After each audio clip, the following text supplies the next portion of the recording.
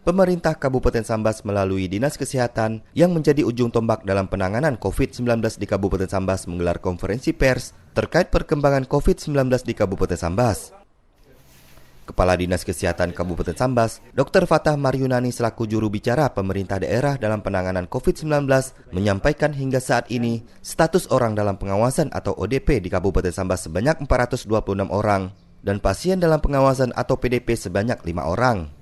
Berikut konferensi pers yang dilaksanakan di Posko Informasi COVID-19 di Kantor Dinas Kesehatan Kabupaten Sambas, Senin kemarin. Bismillahirrahmanirrahim. Alhamdulillah pada hari ini kita dari pemerintah Kabupaten Sambas melalui Dinas Kesehatan Kabupaten Sambas yang telah ditunjuk selaku gugus tugas percepatan penanganan COVID-19 Kabupaten Sambas sekaligus ditunjuk sebagai juru bicara resmi COVID-19 Kabupaten Sambas ini. Dinas Kesehatan akan menyampaikan beberapa penjelasan terkait dengan perkembangan COVID-19 di Kabupaten Sambas serta beberapa hal-hal terkait perkembangan COVID ini. Bersama kita pada hari ini rekan-rekan media semuanya adalah Kepala Dinas Kesehatan Kabupaten Sambas, Bapak Dr. Fatah Maryunani, dan didampingi oleh Kabid Pelayanan Kesehatan Dinas Kesehatan.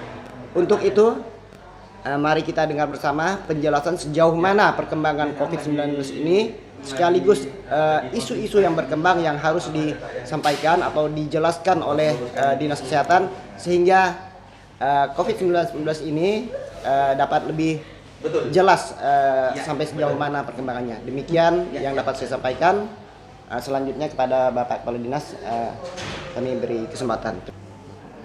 Pastinya corona sampai saat ini makin banyak yang istilahnya kita curigai lah, karena yang lewat perbatasan Aruk, PLBN Aruk seharinya masih tetap ramai.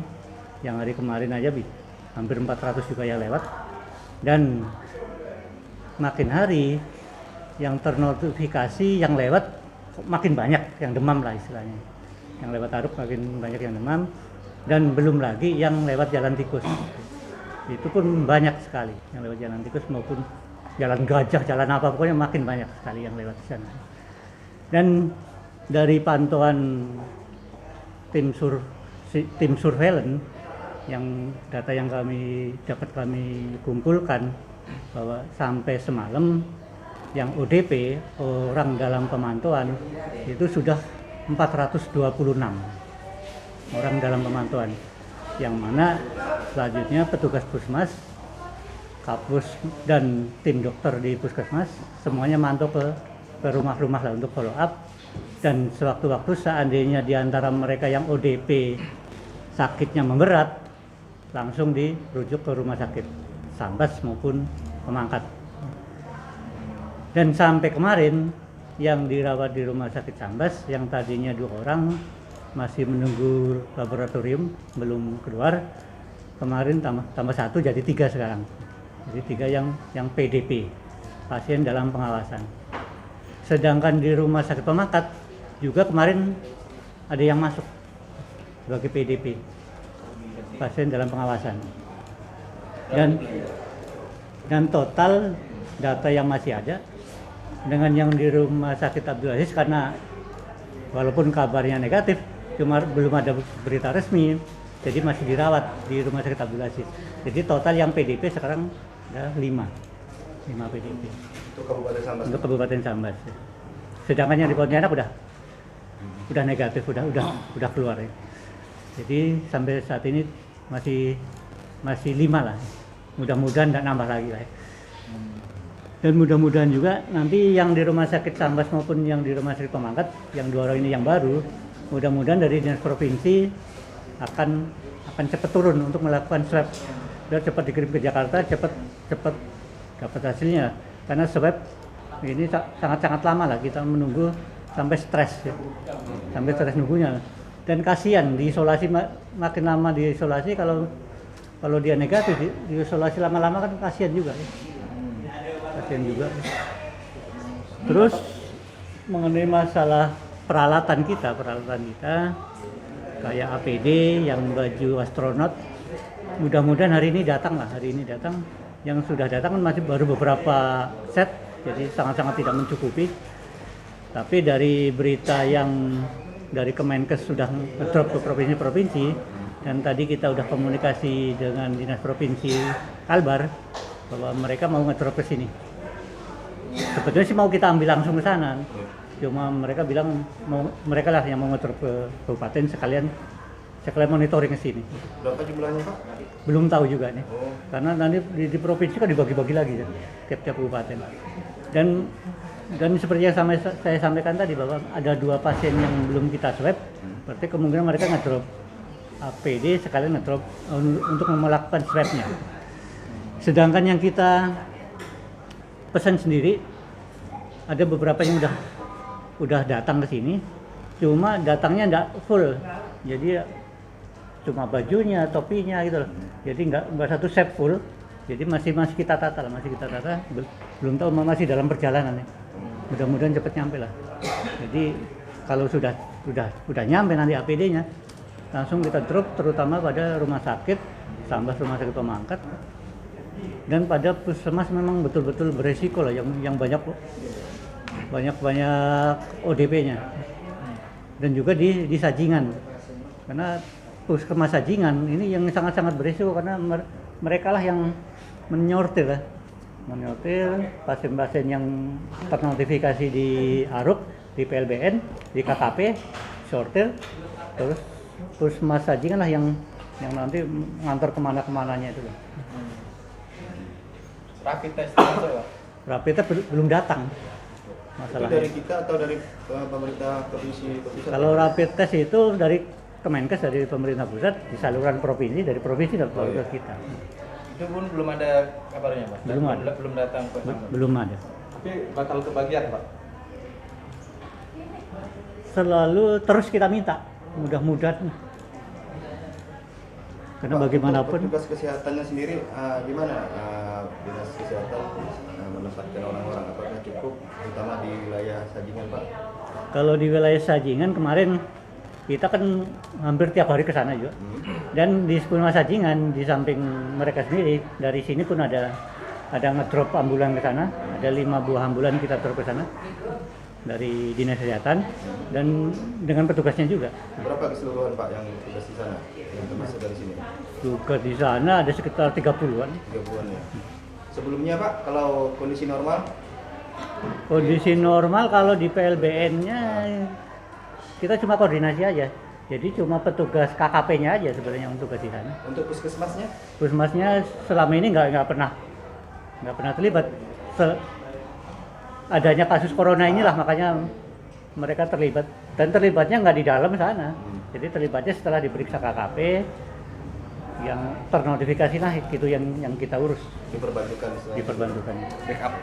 Sejauh ini kabar para petugas kesehatan kita Pak gimana? Masih terima atau sudah mulai capek? Alhamdulillah sih masih selalu semangat lah. Ya tiap saat, tiap waktu kan kita kasih dorongan, kasih semangat tuh, walaupun APD seadanya, APD minimal mungkin, tapi ya namanya kita kan dari hati lah, dari hati nurani, insya Allah akan selalu kita layani lah. Kalau untuk ketersediaan obat Pak?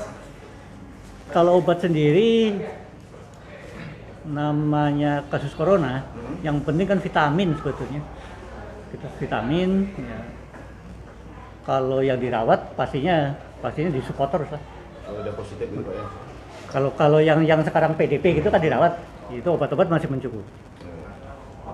Pak, dari Bupati kemarin itu meminta untuk dibikin posko bersama. Jadi untuk perbantuan posko bersama terutama di PLBN Naru, Paloh, terus juga antara perbatasan Singkawang Sambas itu nanti gimana Pak?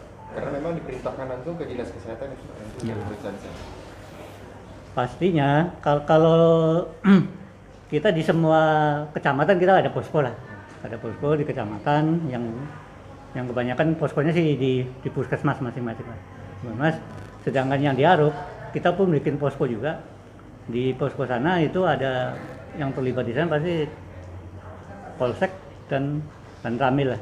Kalau Ah, lantas. Pak, Dan yang di Untuk perbatasan Singkawang Sambas, Singkawang Sambas kita serahkan ke Puskesmas Lako. Di sana bergerak Kapolsek apa? termasuk juga pelabuhan CTT, karena kemarin Pak Bupati juga sempat menegaskan bahwa untuk pelabuhan CTT juga ditutup untuk orang luar Pak, karena mereka itu kan ada keluar masuk barang orang juga di CTT. Itu gimana Pak? Nanti kita koordinasi dengan KKP, kalau di sini kan ada KKP juga itu. Jadi KKP, alhamdulillah kita nanti koordinasi ke sana untuk bikin posko bersama lah, posko gabungan lah istilahnya. Berkaitan dengan data lonjakan ODP tadi Pak, apakah memang faktor orang dari Malaysia masuk ke Sambas atau faktor apa Pak? Atau Iya, jadi semua maksimalnya pemeriksaan yang dilakukan? pastinya kalau yang awal-awal itu kan banyak yang lolos lah, banyak lolos. Karena kita belum koordinasi dengan KKP. Dulu masih banyak yang demam-demam sedikit, dibiarkan aja pulang-pulang saja. Dan setelah kita koordinasi dengan kita gabungan dengan KKP, Puskesmas Sajingan maupun dari Dinas Kesehatan, makanya itu terjaring, jadi semua yang lewat jadi terdata lah. Artinya pemaksimalan pemeriksaan di PLBN Naro Pak ya? Apalagi itu gambaran positif atau bagus atau buruk semakin banyaknya ODP kita di Sambas? Sebetulnya makin banyak ODP, makin banyak yang terjaring, otomatis kan banyak yang diawasi, makin baik lah, makin baik. Dan itu bukan cuma yang di Aruk aja sebetulnya. Yang kita kan udah koordinasi sampai ke desa-desa, kepala desa pun udah kita hubungi, udah kita sosialisasi, dan alhamdulillah dari mereka justru yang melaporkan orang-orang yang lewat jalan tikus. Jadi lewat jalan tikus langsung dilaporkan ke Puskesmas langsung jemput dia ke rumahnya. Jadi dari pemeriksaan di Aruk udah bagus, terus koordinasi dengan desa, kecamatan udah makin masuk, bagus, akhirnya banyak yang terjaring lah, banyak ODP jadinya. Pak, yang ODP ini kalau memeriksakan diri bayar nggak Pak? Bagaimana? Jadi ODP gini, jadi sistemnya gini. Jadi kalau ada kepala desa atau warga yang mengetahui bahwa di kampungnya ada yang dari Malaysia, itu langsung dilaporkan ke Puskesmas lah, dan kita langsung, jadi pasien itu bukan ke Puskesmas, jadi bahaya. Justru kita yang Puskesmas yang telepon atau ke warganya. Seandainya memang ada yang batuk pilek, petugas Puskesmas lah, dokter atau perawat yang datang ke rumahnya. Karena kalau memang takutnya kayak ini, kalau dia batuk pilek, dijadikan ODP ternyata dia positif, dia gentayangan ke rumah, dia nular kemana-mana. Gitu. Makanya Puskesmas lah yang jemput ke rumahnya. Dan seandainya memang dia dinyatakan nanti parah, Puskesmas langsung antar ke rumah sakit. Dan setiap puskesmas ada hotline-nya. untuk validitas data yang kemarin sempat tersebar di Facebook, di grup WA dan lain-lain, Pak, boleh Pak dikonfirmasi Pak? Jadi masalah data yang seliweran kemana simpang siur, sebetulnya kalau data yang nyebar itu memang data betul lah, data yang valid, yang memang itu bahan laporan dari Dinas Kesehatan Kabupaten Sambas yang mau dikirim ke Dinas Provinsi. Dan kekeliruan kami, data itu kemarin di-share ke grup penanganan COVID kita loh, di grup itulah. Dan mungkin salah satu anggota grup itu ada yang menyampaikan kan grupnya gini, Kawannya kemana? dan salah satu itu menyampaikan ke Istrinya. jadi bukan ke istri, jadi ke grup di kecamatan. Jadi karena ada gugus tugas di kecamatan itu lah, di gugus tugas kecamatan itulah, makanya dia menyampaikan di grup kecamatan. Dan salah satu grup kecamatan inilah yang nge-share kemana-mana. Nyebar gitu Pak ya. Nyebar di mana. Tapi sih sebetulnya tidak masalah lah, karena memang data itu betul. Dan kemarin ada beberapa yang konfirmasi ke saya langsung, menanyakan data ini betul enggak. Ya saya aja memang data itu betul. Dan itu yang nggak betul jangan share aja kemana-mana. Seharusnya data itu untuk konsumsi publik atau memang untuk Sebetulnya itu konsumsi laporan, dilaporin ke Dinas Provinsi, dan setelah itu kita nggak nge-share lagi ke grup. harusnya nanti provinsi yang melaporkan. Ya, nanti provinsi yang harusnya mengeluarkan data itu. Harusnya secara resmi itu harusnya konsumsi buat provinsi, nanti provinsi yang bikin laporan. Tapi karena udah bocor di kabupaten itu. Ya, walaupun sebetulnya si data itu ya tidak membahayakan juga. Karena seharusnya kan tidak boleh diketahui. Ya. Nah, karena yang terkait itu by name by address itu yang jadi kekhawatiran Pak. Kalau misal jumlah apa segala macam mungkin itu enggak masalah. Karena ada by name by address itu. Ya. Nah, ada catat sama orang-orangnya. Itu yang banyak orang yang agak apa? Hanya meluruskan aja Pak, ini mungkin perlu tambahan untuk wawasan kita bersama sesuai dengan Pastinya kalau terutama yang PDP lah. Kalau PDP makin banyak ya dengan sangat-sangat bukan sangat terpaksa lah. Pokoknya kita harus tetapkan sebagai KLB dan nanti Dinas Kesehatan yang menetapkannya. Usul ke Pak Bupati lah. Jadi wewenang Dinas Kesehatan nanti mengusulkan ke Pak Bupati. Dan pastinya kalau udah ditetapkan dengan KLB, jadi kita geraknya lebih mudah karena pastinya sokongan pendanaan kan jadi ada. Karena selama ini kita sebelum KLB ini kita memakai dana satker masing-masing. Satker masih di dinas. Jadi, kalau udah KLB kan nanti BNPD yang pegang kendali. Jadi dana bisa di spot itu. Sebelumnya pakai satker masing-masing Pak ya. Iya. Ini kita pakai beli apa dari Dinas Kesehatan semuanya. Berkaitan dengan kesiapan tenaga dan prasarana nanti kalau memang KLB diterapkan. Kemarin udah kita lakukan ini bahwa kita sampai justru antisipasi saat ini terjadi letusan lonjakan itu. Kemarin kita ke Rumah Sakit Pemangkat bagaimana kita menyiapkan isolasi. Kita disuruh Pak Sekda justru menyiapkan paling enggak 1.000 tempat tidur. Nanti mana-mana gedung-gedung mana yang bisa dipakai, kayak Pemangkat kan gedung Pancasila dan lain sebagainya. Kita udah antisipasi di sana. Dan kayak di Sambas nanti kita carilah gedung-gedung mana yang bisa dipakai seperti itu. Dan mengenai masalah tenaga SDM, alhamdulillah di Kabupaten Sambas masih banyak perawat atau bidan atau apa yang masih nganggur lah istilahnya lah. Masih nganggur, masih belum bekerja. Nanti ya kita rekrut lah mereka sebagai tenaga apa nih istilahnya? Relawan. Sukarelawan. Dan kemarin di Kecamatan Tebas pun udah mulai tuh Pak Camat justru yang mulai merintisnya bagaimana beliau mengumpulkan perawat-perawat yang ada di Kecamatan Tebas yang memang belum bekerja nanti direncanakan untuk sana arahnya itu. Lambat, aman Pak. Ini Pak. Oke. 400 Pak ya? Iya. 400 hari ini. Jadi saya minta masyarakat tuh jangan khawatir lah. Kita menjaga supaya ODP ini jangan sampai menjadi PDP. Ya. Nah, gimana supaya masyarakat tuh sama-sama mengawasi ODP yang sudah tersebar tuh kan by name by address. Itu di setiap kecamatan sampai ke tingkat desa tuh ada semua. Yeah. Jadi saya minta peran-peran desa dengan kepala puskesmas, pustu, polindes di seluruh kecamatan itu bergerak memastikan bahwa ODP tersebut melaksanakan self isolated, terus social distancing, CTPS dan germas. Nah itu terus di brainwash itu supaya ODP itu tidak berkeliaran, tidak gentayangan. Nah, ikut mengawasi jadinya. Ikut mengawasi. Jadi bukan puskesmas saja karena gugus tugas ini kan sudah jadi. Jadi turunannya dari gugus tugas itu di kecamatan sampai ke puskesmas tuh ada SK-nya.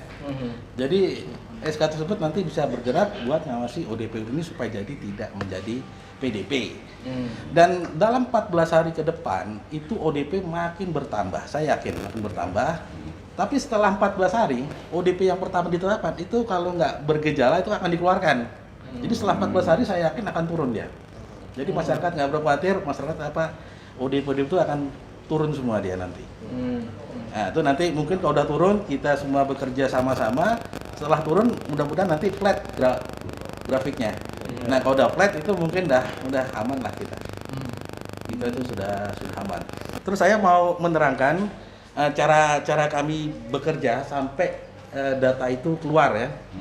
Jadi kami itu sudah membuat posko sekitar 1 minggu yang lalu. Kami itu bekerja tutup posko karena kami itu bekerja dari suplai dari Aruk, laporan dari Aruk dan dari puskesmas. Jadi Aruk itu tutup border tuh sekitar jam 5. Jadi kami bisa bekerja setelah jam 5 sore. Jadi kami rekap sekitar 3 jam, 4 jam, terus kita nanti mungkin jam 10 tuh baru ada. Disinilah tempat kami bekerja. Ada sekitar 4 orang, satu yang merekap dari KKP, yang merekap dari Puskesmas, terus yang mengumpul semua data, terus diolah menjadi data yang siap disajikan. Itulah mekanisme kami bekerja, dan itu asal data dari situlah gimana kami tuh mau bergerak. Dari setiap kecamatan itu kan ada distribusi OPD. Mana kecamatan-kecamatan tuh yang 3 besar terbesar. Jadi ini kami Dinas Kesehatan ini harus intervensi dengan kecamatan, kepala puskesmas dan desa yang OPD-nya itu banyak. Yang 3 besar itu nanti bisa di-share, bisa dilihat mana aja. Nanti kami akan intervensi ke sana. Bagaimana yang besar itu jangan sampai membengkak lagi, apalagi menjadi PDP. Selain mengawasi tadi Pak, sebagai masyarakat apa yang harus dilakukan? Oh ya, masyarakat tuh semua udah bergerak, dari Kominfo, dari Humas, sekarang bukan Humas namanya Prokopim, sekarang udah bergerak semua dari semua elemen. Selebaran itulah yang penting, sosialisasinya semua sudah masif sampai tingkat kecamatan pun saya lihat juga pakai mobil bergerak, puskesmas juga bergerak, mengingatkan masyarakat tentang itu tadi, isolasi diri, social distancing, terus CTPS dan germas. Yang penting itu masyarakat. Artinya melakukan apa yang menjadi himbauan tadi ya? Ya, himbauan tadi insya Allah lah kalau itu dilaksanakan masyarakat, kita yang ODP-nya besar itu tidak menjadi PDP lagi. Pak, jumlah posko kita ada berapa Pak? Posko kalau tiap puskesmas tuh ada posko semua. Berarti sekitar 28 tuh pasti ada posko, terus di Dinas Kesehatan ada 1 posko. Ya. Posko induknya semua data ada di Dinas Kesehatan yang nanti mendistribusikan ke provinsi. CSM TV madahkannya.